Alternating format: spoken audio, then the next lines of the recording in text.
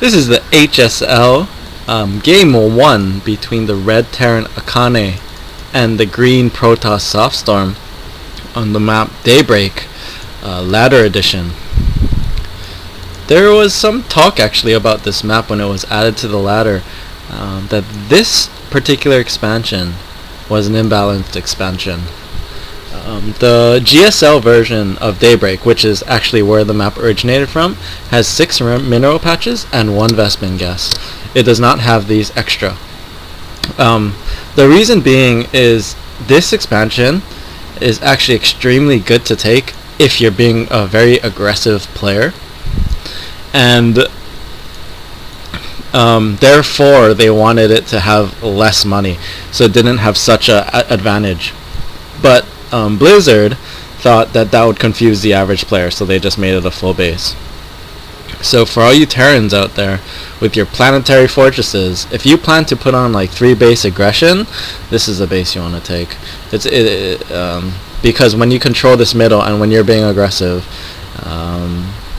it's very hard for them to push to this base, and then you have a more protected 4th as well. But anyway, let's get back to this game. I don't know too much about Akane's playstyle. Actually, I've actually never seen her play. Actually, I'm going to call these people by their real names too, because it's easier for me. I don't have to think as much. The only thing I know about Janny's playstyle is that she has a little post-it on her computer that has all these cheeses on it, so that her cheeses are really well refined, and they hit at a really strong timing. This is actually going to put a big wrench in a lot of people's play, I believe, because not very many people are used to playing against such refined cheese. Normally the kind of cheese that you see on the ladder is like, oh well, I'm so pissed off, I just got 6 pooled, I'm gonna 6 pool myself, or something like that. Or, you know what, I don't want to play this match, I'm gonna proxy gate, and then it's like super slow because they don't normally do it or something, or it's not executed well.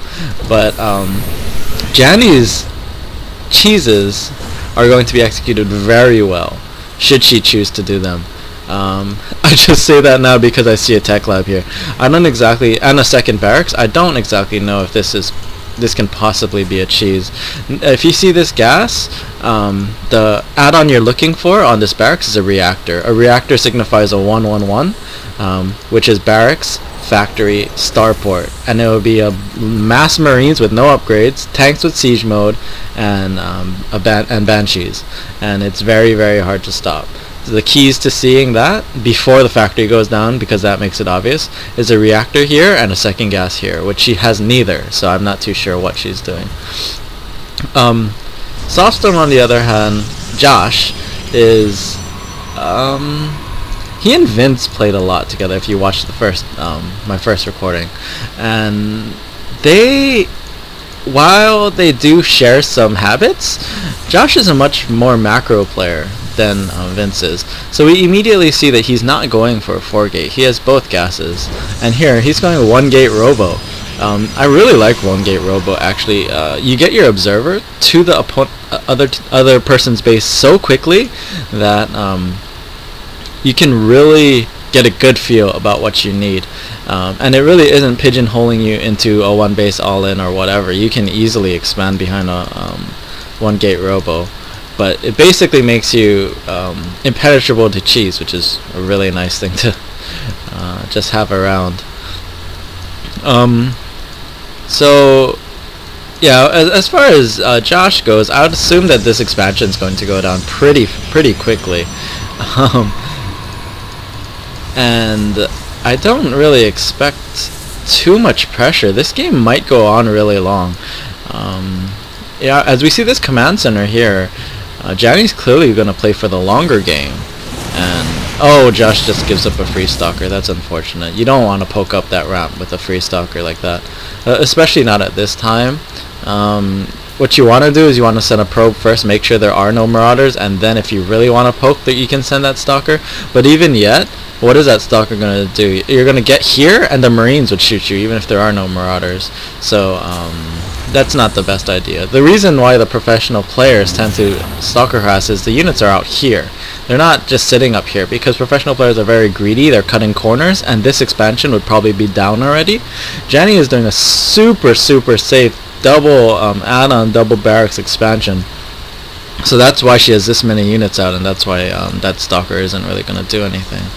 So, wow, Josh is actually building a robotics bay. Forgot the production tab again.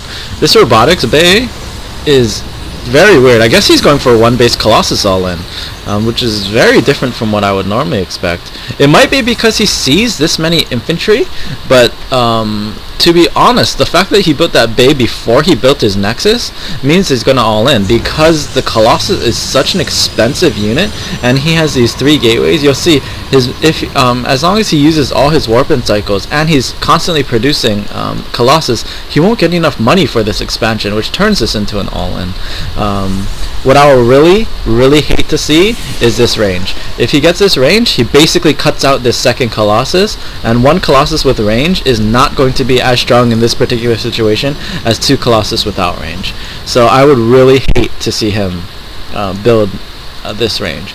And at the same time, I actually don't like this Stalker Warp-in. You see now, if he didn't Stalker Warp-in, he would have had enough gas to build another Colossus. Actually, he would be supply capped, but if these were Zealots, he could have made another Colossus. And oh no, he doesn't realize that he can't build another Colossus. You can see he's clearly waiting for it. And yeah, he doesn't. Oh, he probably just got the message that he got supply block, because he tried to warp in 3 things. Oh no, and the Foley. Oh god, Colossus is supply block. Oh no, that's gross. And he cancels this gateway. That's strange. And he just nexuses behind this. Josh, you need to build a pylon, buddy. No, this is not a pylon. Where's your pylon? He's been supply blocked for a good 20 seconds now, and here's the pylon. So most people will call this a hard 25-second supply block when you get supply blocked and then you start your supply depot. This is a hard 45-second supply block. This is going to be disastrous, actually. Watch these pops. Watch how different they become. They were relatively close at the time of this supply block. Watch. I mean, he could have had a lead. And imagine if he didn't get supply block on this Colossus, what this would do. I mean, 2 Colossus here. Imagine again, you would need to cut out these 3 stalkers and have Zealots, and these would probably be stalkers. So instead he'd have 4 stalkers, 5 Zealots, or he has 6 stalkers, 5 Zealots, and a sentry. And with 2 Colossus, he would be able to do a lot of damage here. He would at least, at the very least, be able to force 2 stims, plus whatever damage he deals. Assuming he keeps his Colossus alive, this will be very damaged units. And yeah, he could have done a lot of pressure there. But now, as we can see, he's behind. Look at the saturation here. Look at the saturation here. And wow, Janny's almost perfect in her saturation. Whereas Josh, oh Josh, he's way oversaturated in his main, and he doesn't have anything in his natural. So here's a quick little tip. So if you double click on your probes, what you'll see is you have all the probes except for these two, right? Because they're inside the geyser when you double click. At any given time,